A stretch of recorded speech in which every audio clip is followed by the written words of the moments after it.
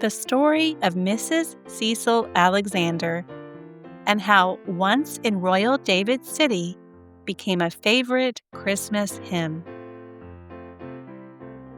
Meet Cecil Frances Humphrey, but everyone called her Fanny for short.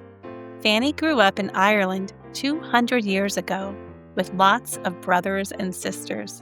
She loved writing poems about God and His beautiful world. One day, when Fanny was a young lady, she and her sister took a walk and met a little boy who was sad because he had no school to attend. He was deaf, and at that time, many schools did not have what they needed to teach deaf students. So Fanny and her sister asked their father if they could use a small building on their property as a place to teach the boy. And their father said yes.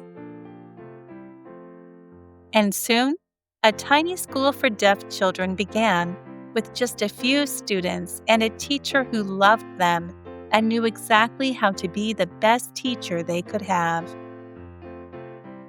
Everyone who knew Fanny saw how she was patient and kind. She liked to visit the school often, and when kids had questions about Jesus, the Bible, or anything you can imagine, she knelt down, listened, and answered with love. Because Fanny wanted to help children learn all about God, she wrote a book called Hymns for Little Children. One hymn she wrote was Once in Royal David City. She wrote it to help kids understand that Jesus is God's Son who came to earth, born as a baby, and to save us from our sin and bring us the gift of salvation. Not long after she wrote this hymn, Fanny married a kind pastor named William Alexander. He loved writing poetry and hymns too. Between them both, they wrote many poems using their talent to serve God, whom they loved very much. Later in life, William became a respected church leader who helped guide many churches in Ireland. Today, Mrs. Alexander's hymns still help children learn about God and all the wonderful things we learn about Him in the Bible.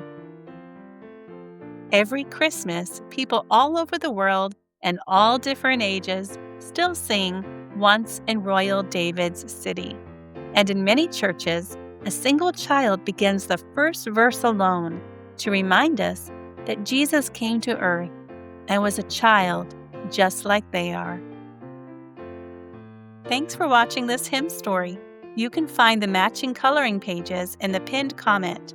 And while you're there, be sure to download your free hymn study for kids of all ages.